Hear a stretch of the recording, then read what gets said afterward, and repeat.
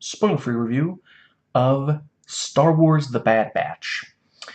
So, I really love that the tone here is like Clone Wars, not really Rebels or Resistance. They trust the audience is mature enough, they don't constantly need jingling keys, they don't need to dumb down serious topics. It features pain and death.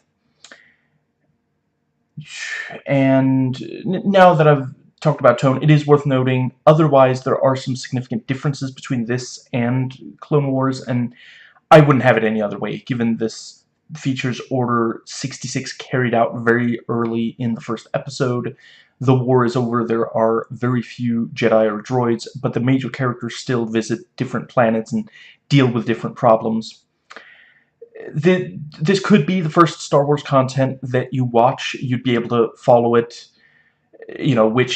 so yeah, unlike Clone Wars, but like Rebels, Resistance, any of the trilogies, as long as you start with the first entry of that trilogy. And that's not a diss on Clone Wars. When Clone Wars first came out, everyone had watched the prequel trilogy.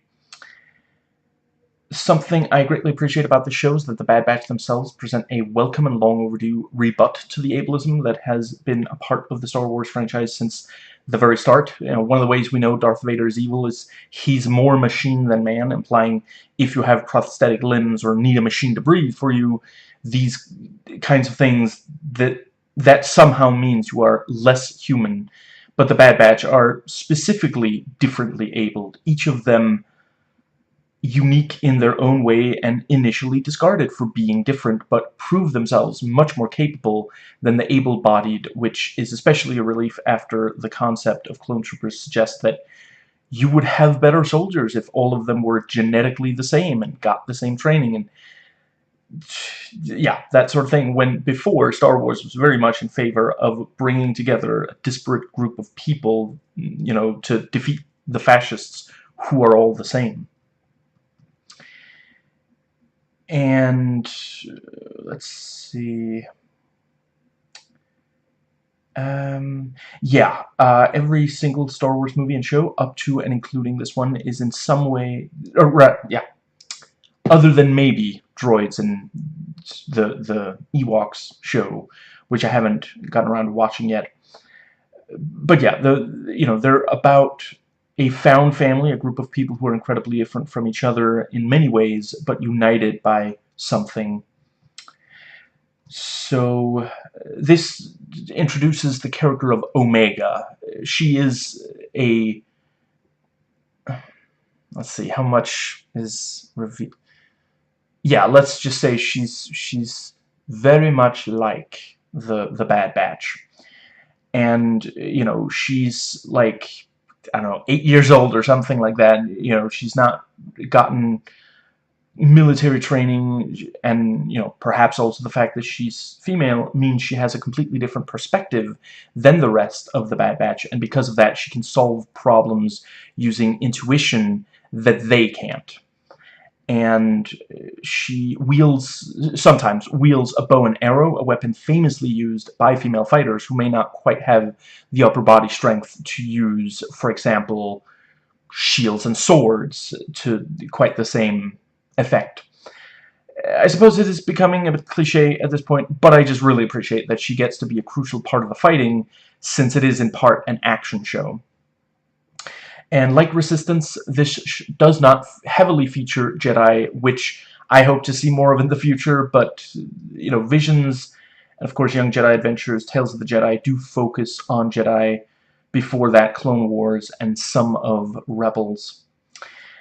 And one of the Bad Batchers, Tech, is coded as being on the spectrum when he's dealing with subjects where he knows his stuff.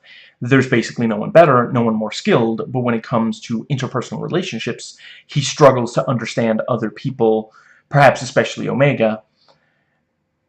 And let's see, right, unfortunately it isn't something they explore a lot, when really it could have been as frequent an element as Niku on Resistance, since both of them are regular characters. But yeah, I greatly appreciate that. We really need more empathy for neurodivergent people.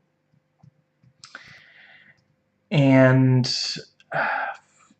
yeah, one thing I would definitely say, the Bad Batchers, I'm not the first person to point this out, but yeah, they're a bit too... They have the same kind of stereotypical characters as the Teenage Mutant Ninja Turtles.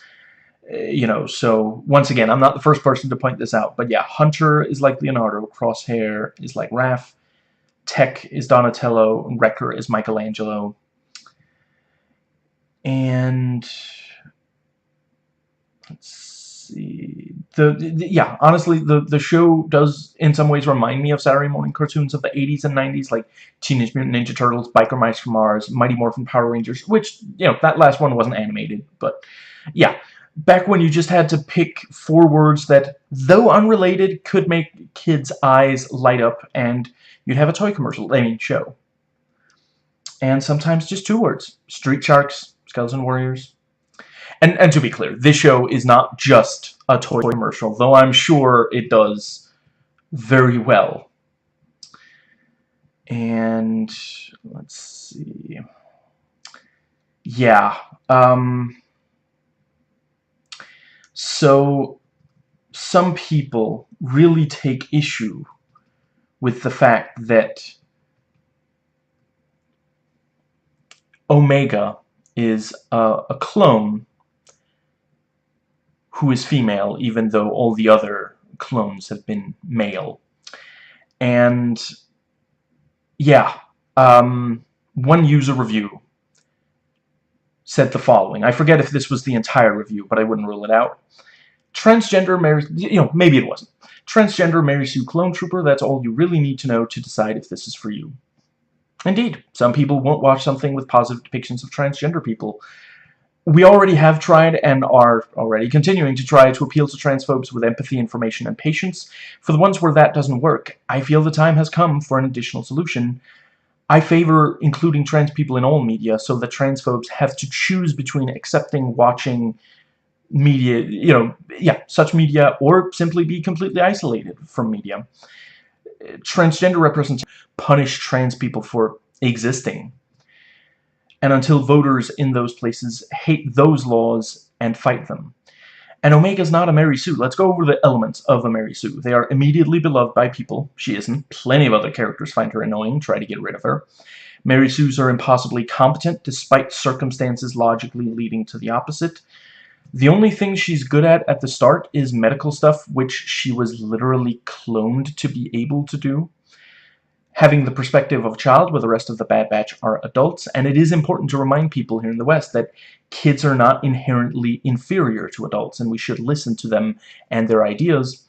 And finally, the things that we literally see the other Bad Batchers teach, especially Tech, teach her. Mary Sues are flawless. Omega has plenty of flaws, most of them connected to her age and lack of experience. She makes mistakes all the time. She's not inherently virtuous. She can be selfish, impatient. Yes, sometimes she will make a move that saves people. So do the rest of the team.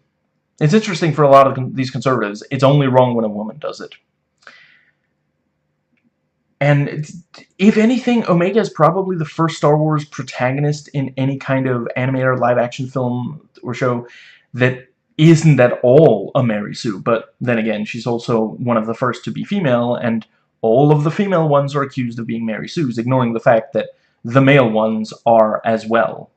She's much less of a Mary Sue than the rest of the Bad Batch. And I think that might be...